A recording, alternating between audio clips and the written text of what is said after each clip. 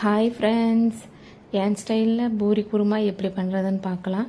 அதுக்கு ஒரு mixie jar எடுத்துக்கோங்க. அதில் தேங்காய், இஞ்சி, பூண்டு எடுத்துக்கோங்க. சோம்பு போட்டுக்கோங்க 1 டீஸ்பூன். பட்டை கொஞ்சம் போட்டுக்கோங்க. அடுத்தது சீரகம், மிளகு போட்டுக்கோங்க. இது கூடவே கொஞ்சம் பொட்டுக்கல்லையும் போட்டுட்டு நல்லா மையாக அரைச்சிக்கோங்க. அப்புறம் நம்ம வேக வச்ச உருளைக்கிழங்கை நம்ம கட் பண்ணிக்கலாம். இப்போ ஒரு வடைச்சட்டியில் எண்ணெய் ஊற்றிக்கோங்க.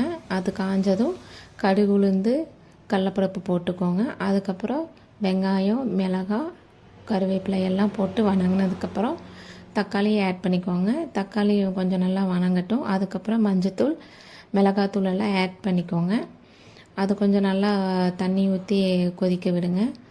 அதுக்கப்புறம் நம்ம அரைச்சி வச்சுருக்கிற பேஸ்ட்டை போட்டு